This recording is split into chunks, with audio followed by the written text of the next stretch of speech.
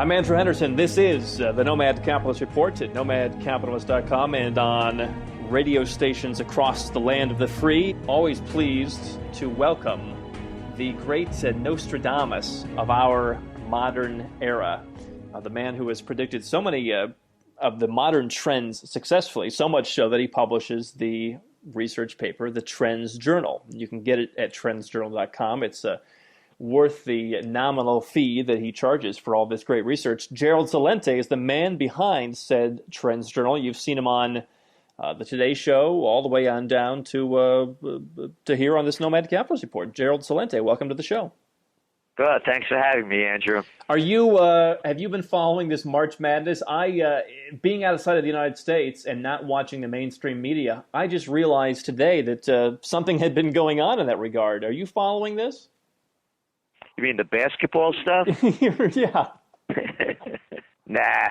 When I was a kid, I did. This is like what they do to keep everyone away from like focusing on all the nonsense that's going on with money printing and the market madness. This is like the great taming of the masses. Of course, and there's really nothing new about it. I mean, look what's going on with the Cartoon News Network, or like they like to call themselves, CNN. And it's virtually every day. The headline is, did they hear that pinger from that Malaysian airplane? You know, this is a ship lost at sea. This isn't anything new. But it's every day since the plane was lost in early March. It has been the headline story and the story throughout the day. Look, it's a tragedy. Obviously, I'm a fan of Malaysia, and it's a shame because I'm a Malaysian Airlines flyer. So perhaps for some, it's not a shame. But but I'm just saying this is a ship lost in sea. Absolutely. I mean, this is a couple of hundred people. How many people died in Iraq yesterday? How many in Syria? You know, look at the atrocities going on, and this is what they're focusing on. You know, every day. Pings haven't been heard in days. You know, this is a plane that's lost. Okay, it's a tragedy, it's terrible, but let's look at some real other stuff going on. Every single day. And you know what they didn't talk about in scouring the ocean is that they found enough garbage to create a whole size of another continent. They couldn't find the lost continent of garbage, but they talk every day about an airplane. So when you talk about March Madness, this is just another element of it. It's the modern day bread and circus, and one of the big things that is really going on right now in the land of the free that I think people are maybe I'd like to think they're standing up to it, but I'm not so sure. And that's Obamacare. You've had a lot of trends and predictions about Obamacare and the greater socialization of medicine and less medical freedom. You know, talk about what you see coming. Are people going to jump on to this sinking ship? No, they're jumping on in very small numbers, and what's really going on has been a great consolidation because of this, of the whole profession. I mean, doctors that have been in business for years are selling out. All the companies are all merging. It's the same thing is happening. The hospitals are merging one after another. They can't keep up with all the paperwork and the difficulties of working with the government. So it's becoming consolidated, just like every other element of business in this country and many other Western countries. The multinationals are taking over. These huge corporations own everything. And so that's what's really the fallout of Obamacare, and the restrictions are great. The payments that you have to pay are very high, and we're facing an employment crisis in this country. You know, they just had the numbers come out last Friday, and everybody was cheering. You know, 192,000 jobs were created, and they expected 206,000, so it was pretty much on target. And then you look at the numbers of jobs, Andrew, and who got them and where they're going.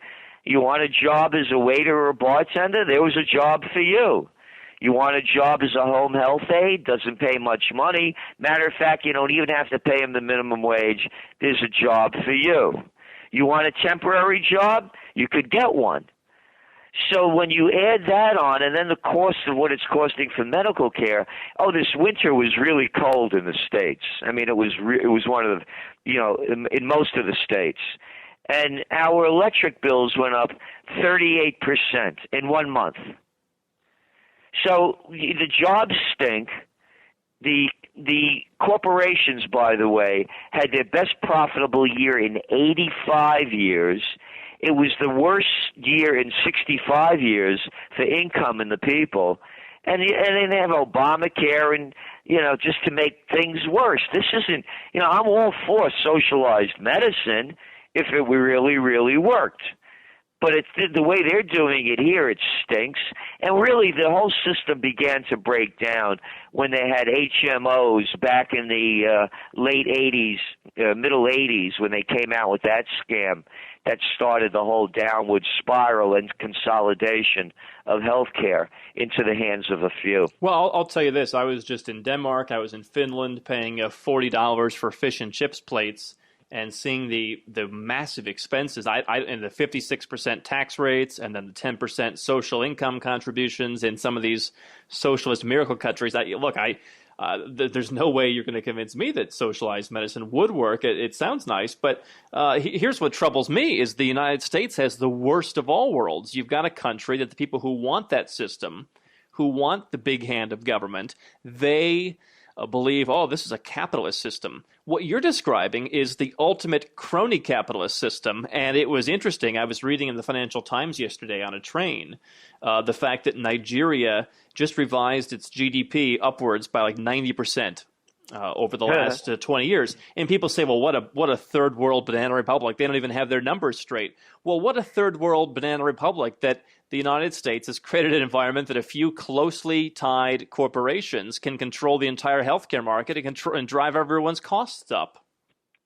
Well, that's exactly what happened. That's why I'm saying, what's going on now isn't working. What used to work, they killed because of the what you call the capitalism that's really not. Right. Look, it was very clear. 4 words made it 100% clear that it's not capitalism in the United States. It happened in 2008 when the Great Recession hit. Too big to fail. There's no such thing as too big to fail in capitalism. You rise and fall on your own merits. Unless you're a member of the White Shoe Boys, one of the Wall Street gangs, the financial criminals, or the other multinational thieves, then we'll bail you out. It's the merger of state and corporate powers. It's fascism. And you can see it in all its different shades. There's no demonstrations going on in this country. They'll beat the hell out of you if you go out in the streets. There's surveillance 24/7. You don't get out of line over here. It's fascism has taken over the nation. That's all it is. And Obama's the front for fascism, as was Bush and Clinton, and Carter. Carter was the first guy that really started the whole ball rolling. The deregulation of the airline industry and breaking up the Glass-Steagall Act. That was the first part of the banking industry. There was no such thing as interstate banking in this country in my whole life as a kid, because they put these laws into place during the Great Depression following the crash of 29 so the banks wouldn't be able to steal all our dough. So it's one after another. It's fascism in the U.S. It's not capitalism. We have every 4 years in this democracy, we get to vote for one or two of the political jerks. That's freedom in America. We get a choice between one or two of the political jerks from the Bloods of the Crips, the murderers and thieves. They like to call themselves Democrats and Republicans. You and I don't agree on all of this, but obviously, you and I, where we do agree, is that really, like I said, the United States has this system that they've laid out where The people who don't like capitalism can accuse it of being a capitalist system. It is not. It is fascism. People who love freedom can say, oh, it's a free country. It's not.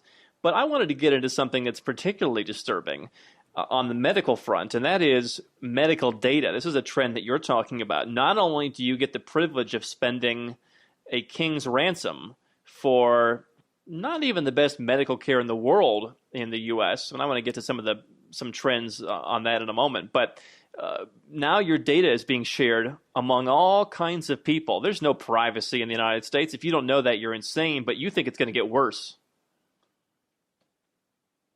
Oh, yeah.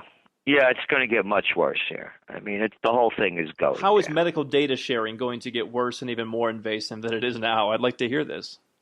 Well, they're watching and looking at everything that you have no freedom. They're selling your data. Anybody could look up to see what your life is. They could also intrude in your life as well by selling. So they know what your deal is. So now they're hitting on you. And so they have an inside track on who you are, what you're doing, what you're spending, what your problems are. They're selling this stuff all over the place. And of course, it's interesting that the people who are most aligned in the crony capitalist system, some of them are the internet gurus like Google that makes all of its money from selling people's data. Isn't that interesting that the people who are some of the newest players in the crony capitalist fascist game are the people who control the information in an era when the government is all too happy to steal any information from you it can and violate your privacy every way till Sunday? That's right. Let's talk about medical tourism, though. I haven't heard you talk a lot about this, but I look at this. I say, I go to Malaysia. I have tonsillitis. I go to the emergency room. They see me right away. I get pumped up with medications. I see an English-speaking doctor. I have a nurse follow me around. I take prescriptions home with me. It costs me $100 and some. And I say, here is much more of a free market system than the United States. What trends do you see? Because you are the great prognosticator, Gerald Celente. What trends do you see with people going overseas? Even maybe some of these governments saying, we're going to force you to go overseas for medical care to save some dough. I've been writing about medical tourism since back to 2006. It was the top trends that we were writing about back then.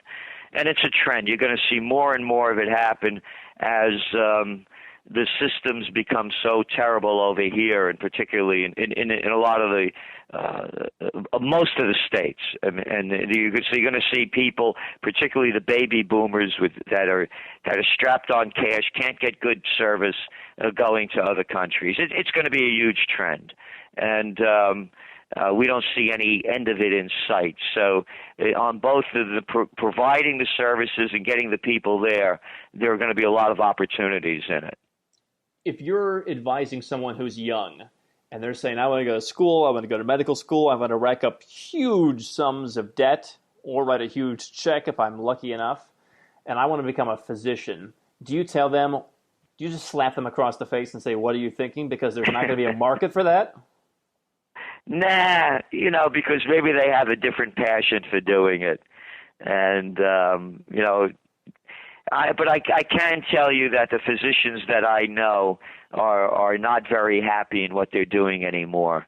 And they're dropping out early rather than staying late. So, I'm old enough to remember when the doctor used to pay a visit to your house. No more. Well, so, it's their passion, if that's their passion and they believe in it, I wouldn't discourage them. What, if someone were to invest, though, what is the opportunity that you see? Do you see medical tourism of all stripes? Do you see people saying, hey, I need a heart procedure, I'm going to go somewhere because I have to do that? Do you see a greater demand for cosmetic procedures? I mean, if you had to put your money somewhere, what would you pinpoint in the medical industry as a trend, as the biggest trend? Well, I'd say like dental would be a real big one. And the cosmetic to an extent, that's not going to go. That's always going to be there and be a a big part of the society. But another one, like knee replacements, hip, that kind of thing. On the larger end of the more serious things. But dental is going to be a big one because a lot of this stuff isn't covered dental, and the older you get, the worse shape your teeth are in.